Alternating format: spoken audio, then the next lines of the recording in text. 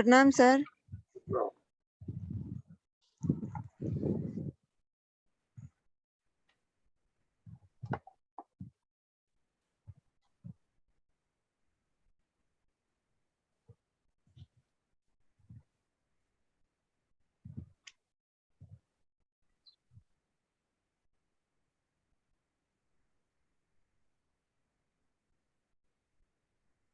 पिछले क्लास में क्या पढ़ा? सर क्या कहते हैं, हम वो डोमिनेंट वाला हो गया था, तीसरा पॉइंट भी उसका हो गया था, large and dominant form price leader.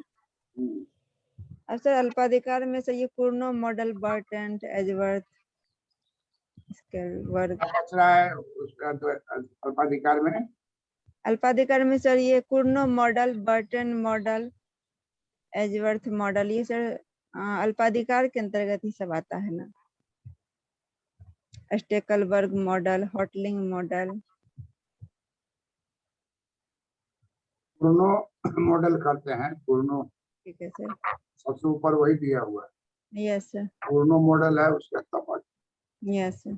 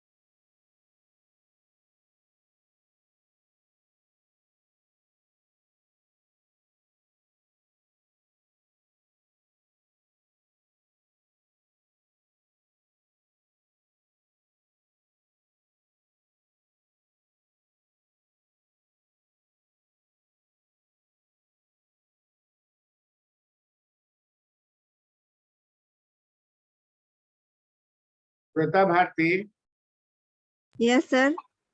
देखो कौन ईस्वी है इसका? 1800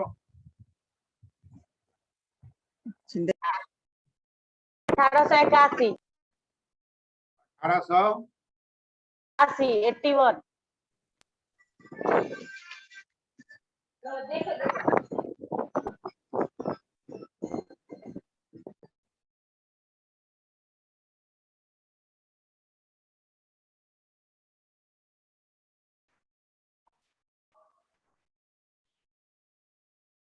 प्रणाम सर।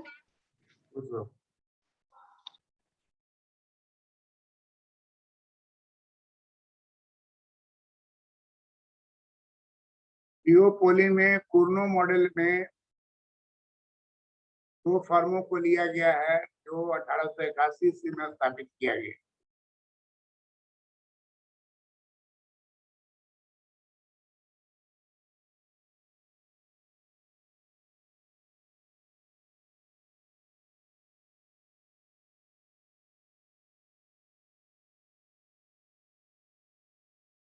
मॉडल में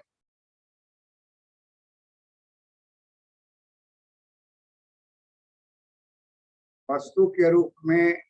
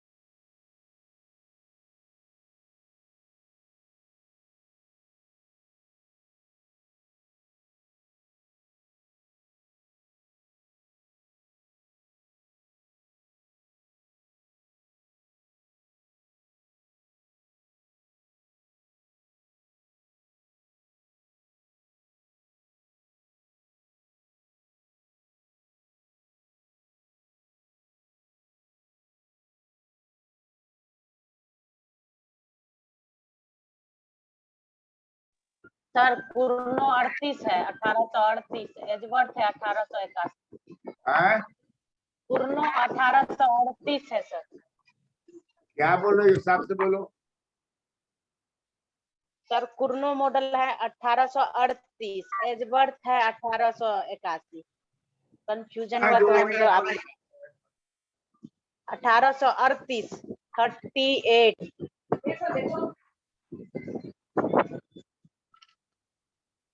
वीडियो हमारे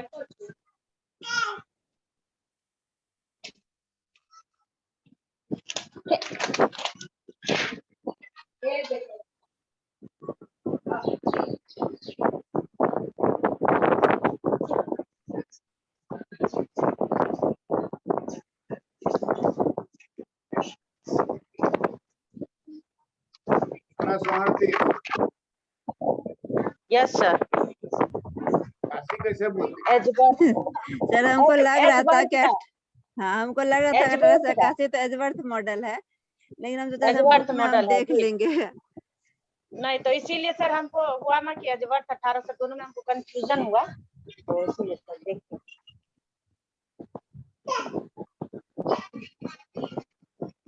चलो पेज सामने में है, करेक्शन हो गया। जी। इस मॉडल में वस्तु के रूप में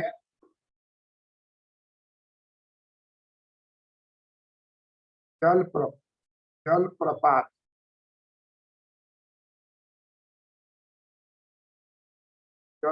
का मतलब हो गया प्रकृति का बना हुआ वाटरफॉल।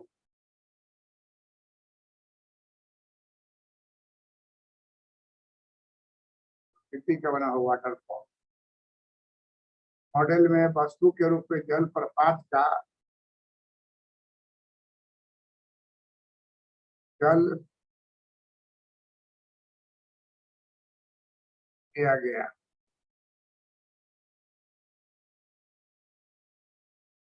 इसका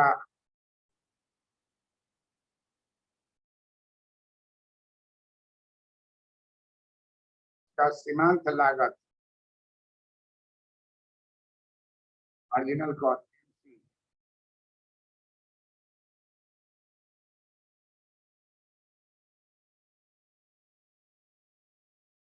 सदैव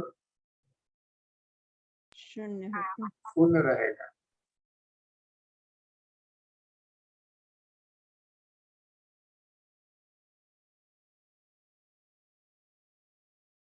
ऐसा वस्तु चुन लिया जलप्रपात। जी यहाँ राजगीर में जल है ना, यस सर।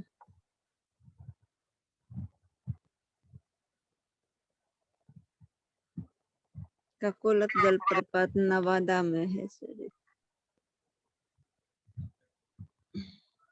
जलप्रपात जो है बहुत जगह जहाँ जहाँ चित्रकूट में जलप्रपात है, यहाँ राजगीर में है, तो गर्म पानी निकलता रहता है बराबर।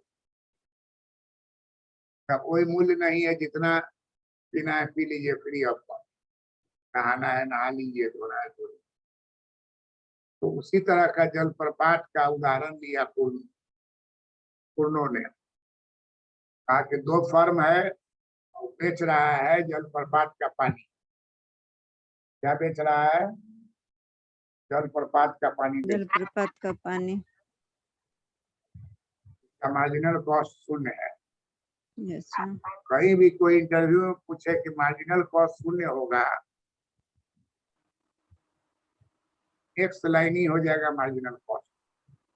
यस मार्जिनल कॉस्ट अगर 0 होगा तो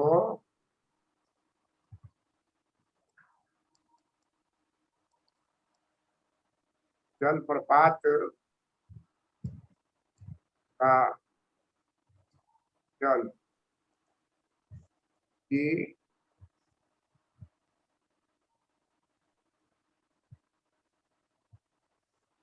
लागत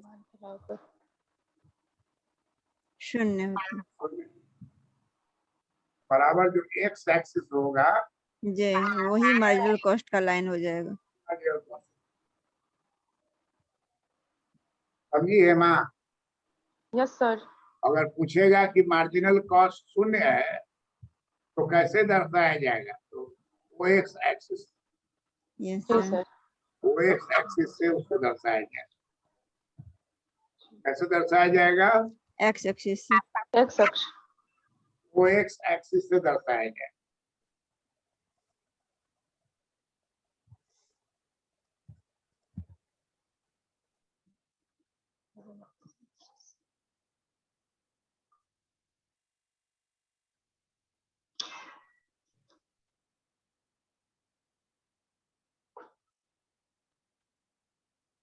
अब यहाँ पर एक लकीर खींचते हैं, ये डिमांड की रेखा होगी।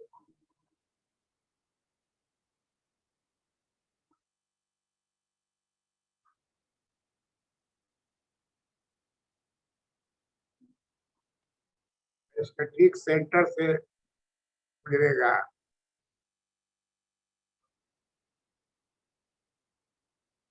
ये हो गया एमा। और यहीं पर जो है एमसी भी है, यस ये हो गया MR is equal to MR equal to MC। जो पहला फर्म होगा जी वो एम मात्रा जल बेचेगा और उसका दाम उठेगा P2। फ्री है, लेकिन Yes, एम sir. बराबर MC हुआ है, उसको एम बिंदु पर तो उसको मूल्य मिलेगा P2।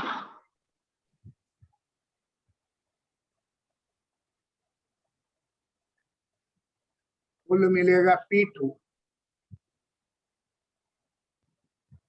जी जल बेचना शुरू किया, कोई भी बस टूरिस्ट बस रुका, दौड़ के पानी लेके दौड़ गए, अब P2 मूल्य पर पानी का बोतल थमा दिया या मिला दिए जो भी। अगर बोतल लीजिएगा तो फिर बोतल का तो कॉस्ट हो जाएगा, जी वो अपना अपना थर्मस से पानी ले लेगा, खाली ले जाके उसको पहुंचा देगा, P2 ले लेगा।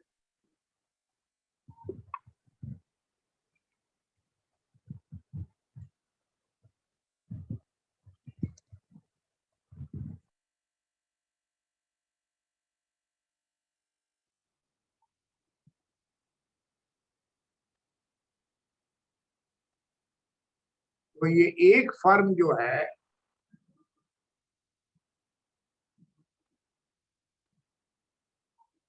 बाजार में रहेगा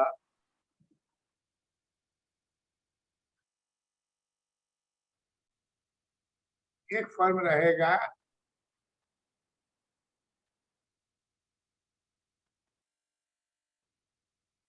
तो दाम कितना होगा? OP2 OP2 एक फर्म रहेगा तो OM वस्तु बेचेगा OP2 मूल्य पे। अब जो है अचानक जो है दूसरा फर्म आ गया, जी डिस्टेंस बच रहा है यहाँ से यहाँ तक, यस सर। यहाँ डी है मान लीजिए, जी डी जगह बच रहा है, इसका ठीक हाफ पर बूंदा लगाइए, यहाँ से ट्रे का MR गिरेगा, MR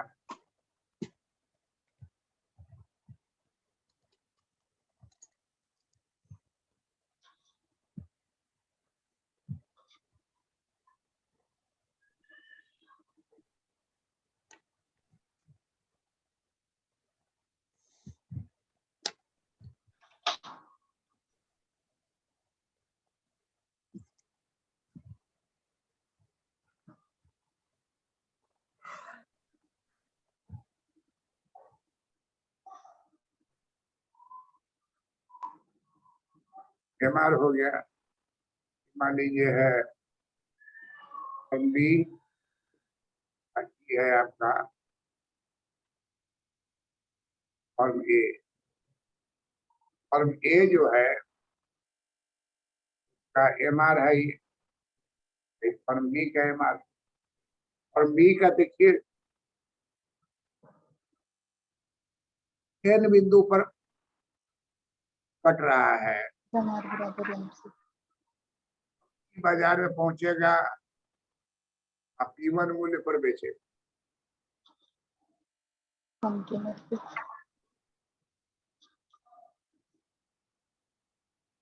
किस मूल्य पर बेचेगा? OP1 मूल्य पे। OP1 मूल्य पे बेचेगा। ओपी मूल्य पर जब बेचेगा जी OP1 मूल्य पे। इसके मन में होगा दूसरा वाला तो P2 पर बेच रहा है, जी सर हम थोड़ा सा दाम को बढ़ा दें तो भी वो ले लेगा क्योंकि दूसरा वाला P2 पर बेच रहा है, ऐसा मन में सोचेगा। जी जैसे मनीषा मन में सोच ली कि जन्मदिन उसका है 81, बाद में कहते और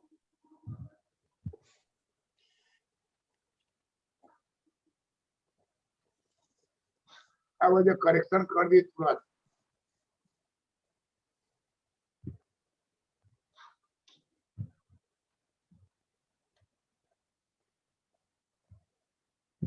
आवाज नहीं आ रही मनीषा? हम 81 लिखा है ना, तो हमको लगा कि ये तो एजवर्थ का है, पुन्नों का हमको याद ही नहीं आ रहा था कि क्या है, 38 नहीं याद आ रहा था, तो फिर हम देखे तो फिर मिला। कहाँ लिखे हुई हो क्या कॉपी में? जी जी लिखे। सबका नाम और डेट लिखे हुई हो?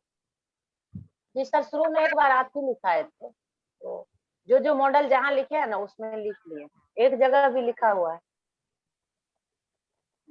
हाँ, अब रिवाइज करते रहो उसको, 10.5 आदमी जी है जी भाई, बहुत महत्वपूर्ण बात इसलिए हो गया कि 1838 से मार्शल भी नहीं थे, जी जी उस समय का इकोनॉमिस्ट है।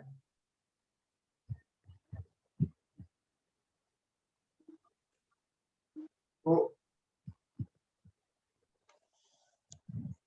नाम जो है मार्शल का जितना हुआ जी उतना किसी अर्थशास्त्री का नहीं, यस को लोग भूल गया, टेंथ का भी सर। और जब केन्स आए तो मार्शल को लोग भूल गया, केन्स केन्स करने लगे। हाँ कैंस आने के बाद फिर मार्शल।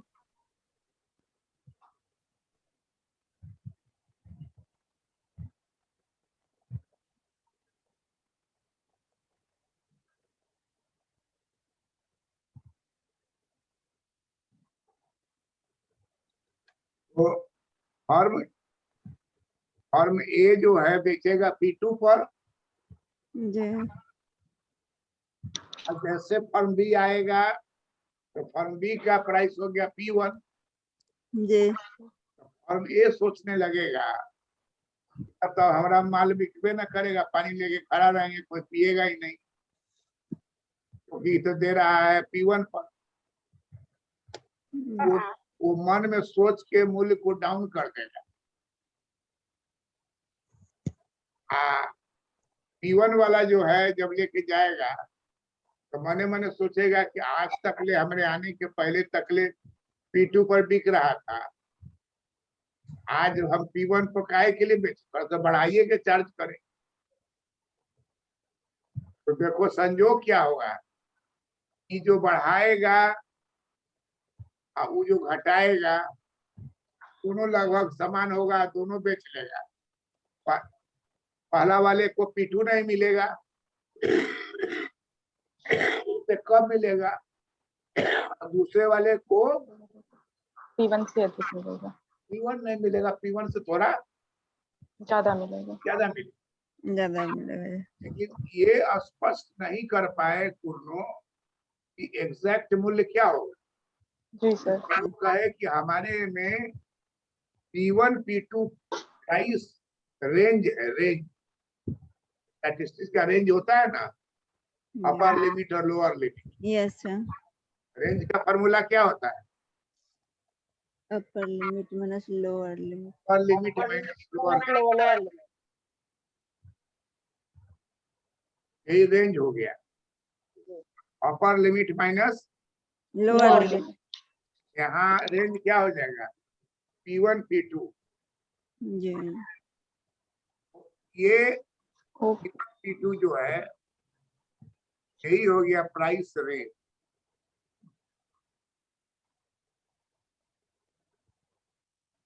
एग्जैक्ट प्राइस क्या होगा ये नहीं कर पाए,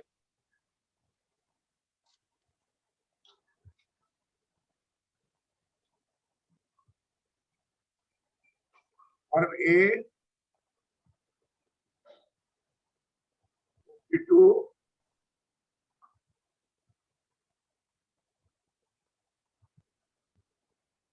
P2 को निर्धारित करता है।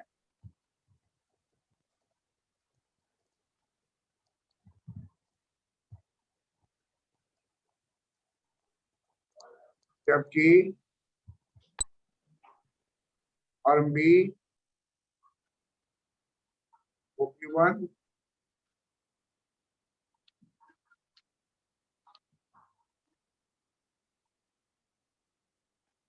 को निर्धारित करता है।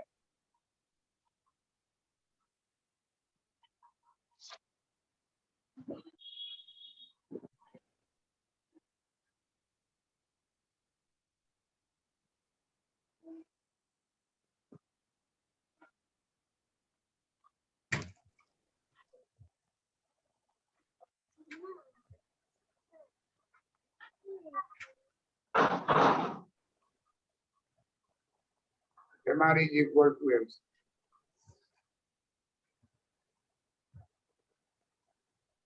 MR equal to MC rule का पालन।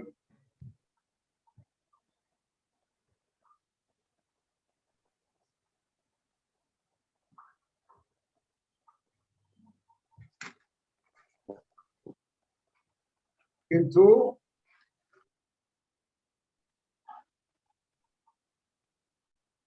का कहना है कि फर्म ए तथा फर्म बी दोनों में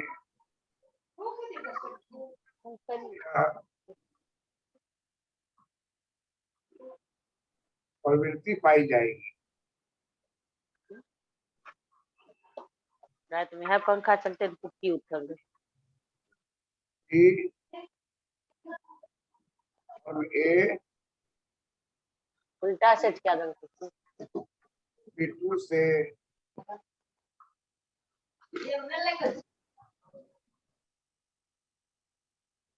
कम मूल्य और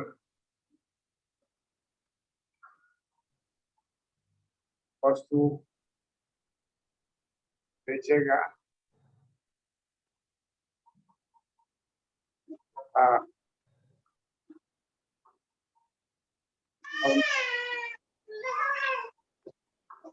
OP1 से अधिक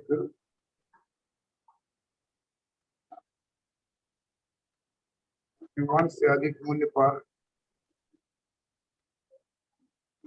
वजह देखिए का ढक्कन का तो बनी गिरे बनी ठीक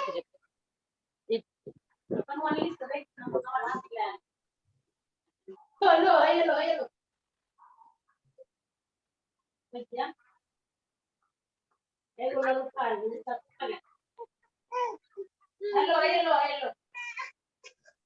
देखो क्या है OP1 देखो तथा मनीषा म्यूट कर दो, म्यूट करो। OP1 तथा OP2 के मध्य में मूल्य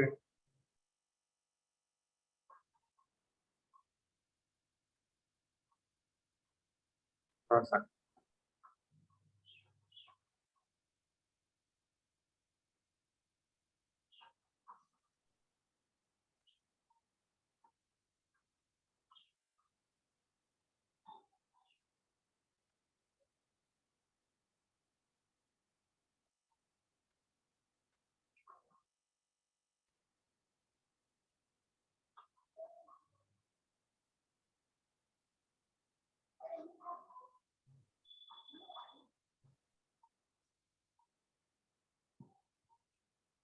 जलप्रपात का जल जो है ये का P1 से थोड़ा ज्यादा मूल्य पर, जी और P2 से कम।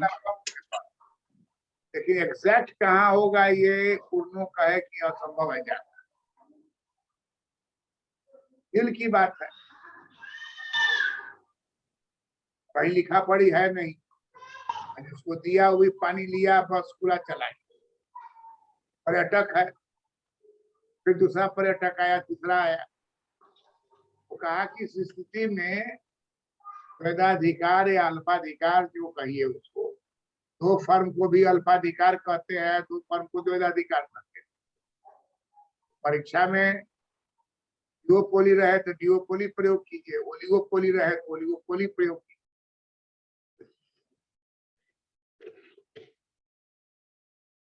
ओलिगोपोली का हर चीज का विश्लेषण दो फर्म के द्वारा होता है, दो ही फर्म लिया ही जाता है।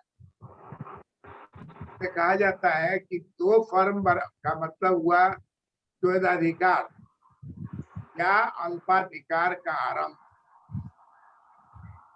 तो फर्म अगर है तो अल्पाधिकार का आरंभ हो गया, बिगिनिंग ऑफ ओलिगोपोली। और पूछे इंटरव्यू में कि बिगिनिंग ऑफ ओलिगोपोली में कितना फर्म रहता है, तो उत्तर दो फॉर्म रहता है। दो फर्म सर, दो फर्म रहता है सर। दो फॉर्म रहता है ओलिगोपोली में हमेशा, और 10 से कम रहता है, 10 से अधिक नहीं रहता। कम से कम ये दो और अल्पाधिकार अधिक का, से अधिक ये अल्पाधिकार का बिगनिंग है नहीं सर, दो फर्म बिगनिंग है। हाँ, ये द्वैधाधिकार जो है अल्पाधिकार का शुरुआती स्टेज है, और पहले कुर्नों ने दिया और बाद में एजबर्ट ने 1881 ईस्वी में इसी से तो ये अल्पाधिकार मॉडल बनाया, द्वैधाधिकार मॉडल।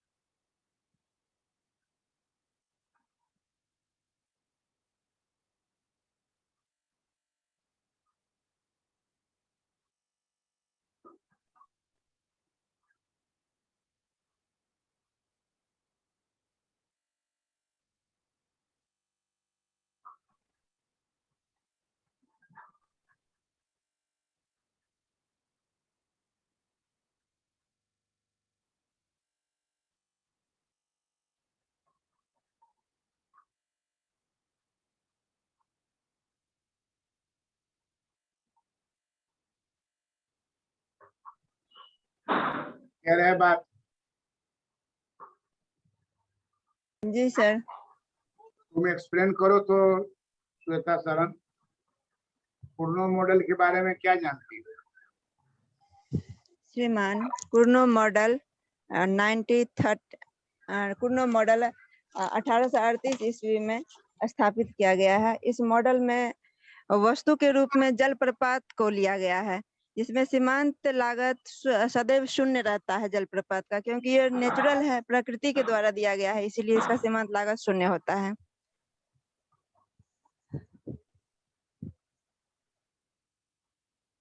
निर्धारण कैसे होता है? इसमें मूल्य निर्धारण MR बराबर MC के द्वारा मूल्य निर्धारण होता है। इसमें दो फर्म को लिया गया है। तो पहला फर्म OP2 मूल्य पे बेचता है OM वस्तु को, और दूसरा फर्म OP1 मूल्य पर ON वस्तु को बेचता है।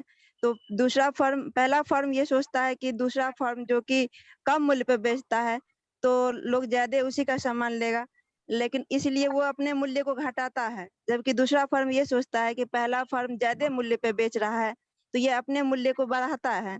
तो एडजस्ट नहीं हो पाता है कि कितना मूल्य पे बिकेगा।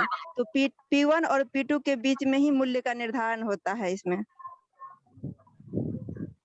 इसको प्राइस रेंज कह सकते हैं। अच्छा, इसलिए इसको प्राइस रेंज कहा जाता है। अपर लिमिट और लोअर लिमिट मालूम हो जाएगा, जी कोई बताएगा नहीं कि किस काम पर होगा।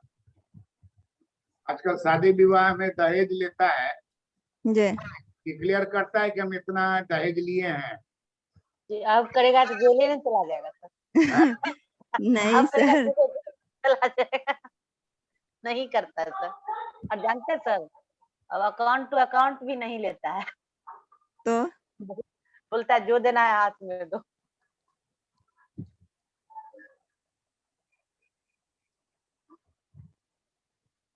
दहेज के बारे में पूछा जाएगा तो बोलेगा कि बिना दहेज की शादी हुई, जी लेकिन लेता जरूर है। जी सर, सर, लिए बिना बिना काम दहेज भी के कोई नहीं चलेगा। करता। लेना ही पड़ता है, लेगा ही, जन्म सिद्ध अधिकार है। बिना दहेज का काम भी नहीं चलेगा। नहीं लेगा तो इतना ना शादी रात का खर्चा करा देगा ना, आपको 20 लाख रुपया उसी में चला। वो तो बैंक बैलेंस अब बचपने से खोल दो काम।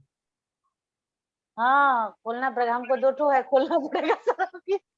अभी अगर जो है 500 भी बचाओगे तो उस समय के लिए 5000 हो जाए। जी जी,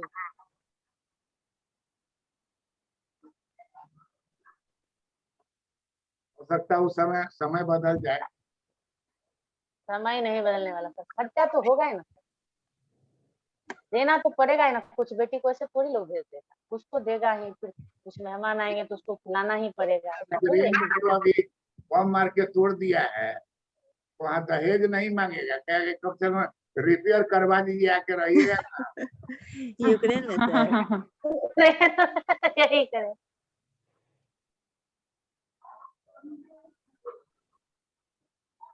कुछ कहता है कि विकास हो गया है, विकसित देश है, लेकिन सोच देखिए अभी भी किस कारण से आप युद्ध कर रहे हैं। चल रहा है इतना दिन से, कोई कारण नहीं। बाघ और बकरी वाला नहीं होता है कि बाघ कह रहा है कि हम खा जाएंगे, तुम कहा है तो तुम पानी जूठा कर दिए। बोले कि पानी तो आपके तरफ से मेरे तरफ आ रहा है, तो हम कैसे जूठा करें? तो तुम्हारा बाप दादा जूठा करता था। बोले कोई भी रहता है, आप ऊपर पानी पी रहे हैं, हम नीचे। तो वही है, जब तुम डेवलप्ड कंट्री हो और सोच तुम्हारा है पर्यावरण को प्रदूषित कर रहे हो, इतना प्रदूषण हो गया है, मिटने वाला थोड़ी है, उसका असर पड़ गया, गर्मी बढ़ गया। जी सर, इतनी तेज धूप हो गई मार्च में ही। एक दिन हम लोग जब पटाखा का यूज करते हैं दीपावली में तो ग्लोबल वार्मिंग होने लगता है। यहाँ एक दो महीना से जो हो रहा है Continue। ग्लोबल वार्मिंग नहीं हो रहा है, 2 महीना से कितना कितना गोली बारूद चल रहा है और उसका असर हम लोग के ऊपर पड़ रहा है। वातावरण तो सर एक जगह पढ़े थे कि चीन, लैटिन अमेरिका में यदि तितली फरफराता है तो उसका असर चीन के बादल पे पड़ता है। ये पर्यावरण का नियम कहता है। और क्या हो रहा है,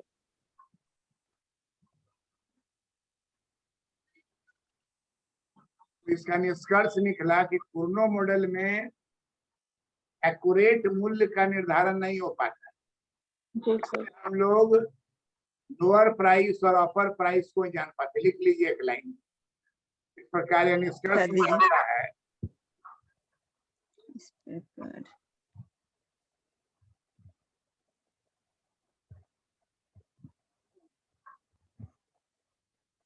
इस प्रकार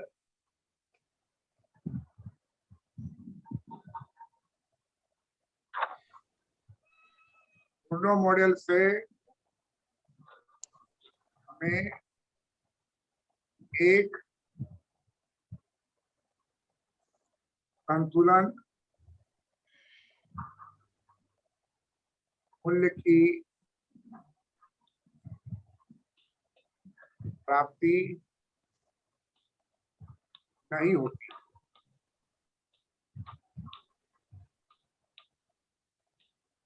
बल्कि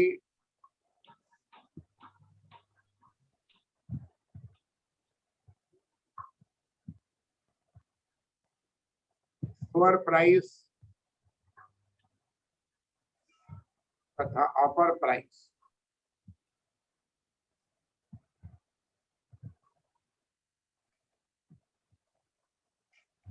निम्न मूल्य तथा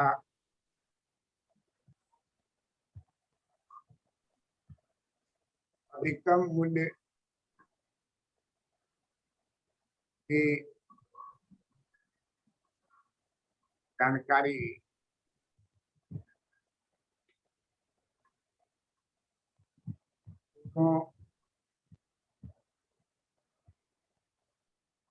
से प्राप्त होता है।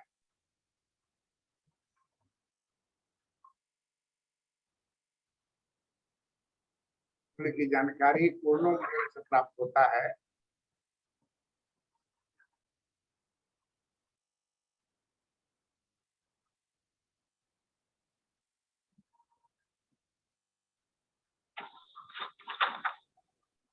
कुर्नो मॉडल में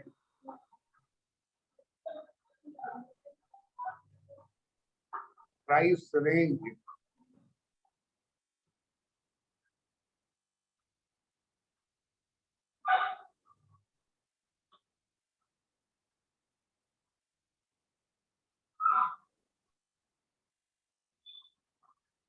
न्यूनतम मूल्य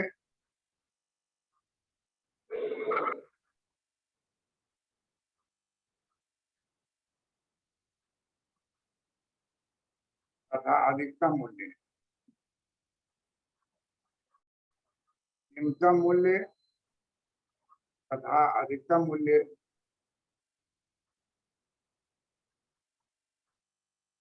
की जानकारी देता है।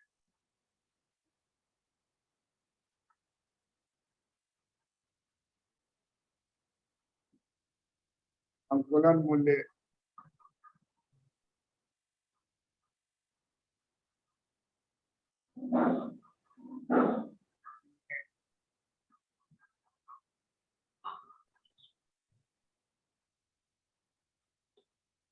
संतुलन मूल्य अनिर्धारणीय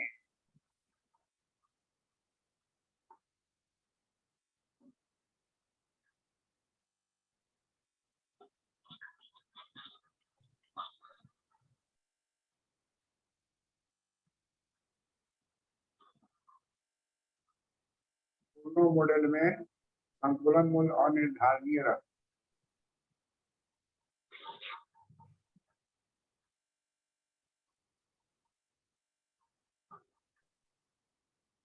बाद में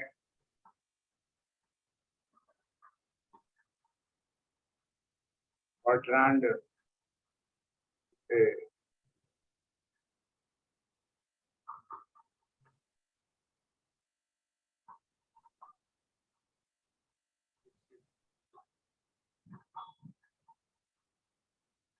बर्ट्रांड ने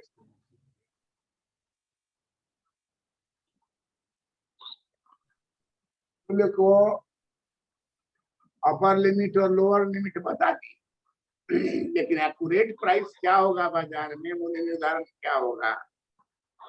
1838 का बात है, उस समय मार्शल भी नहीं थे। मार्शल 1890 में लाए, मांग पूर्ति का सिद्धांत। तो इस काम को वो अधूरा करके छोड़ दिए। तो बाद में चल के बर्ट्रांड जो है उस पर काम किया, एडवर्स काम किया है और आगे का जन्म हुआ। इसलिए प्रणाम सर। Yes sir. सर लिख लिए। प्रणाम सर। जो ना तब तक टेबलेट दादा को प्रणाम। बेटी भी प्रणाम कर रही है। हाँ है। अच्छा सर, मुंडी झुका के कर, मुंडी झुका के करो। तो सर क्या कर रहे थे, जैसे कर रहे, देखो हाथ से। पकड़ ले तुमको।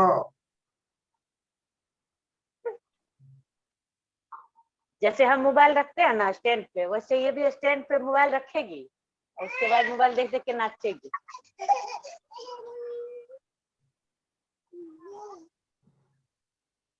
खड़ा हो ही जाती है, अब क्या प्रॉब्लम है।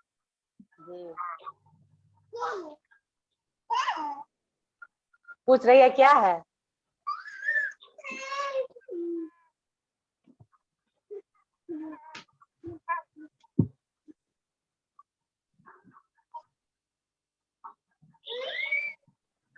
नहीं, टच नहीं करना।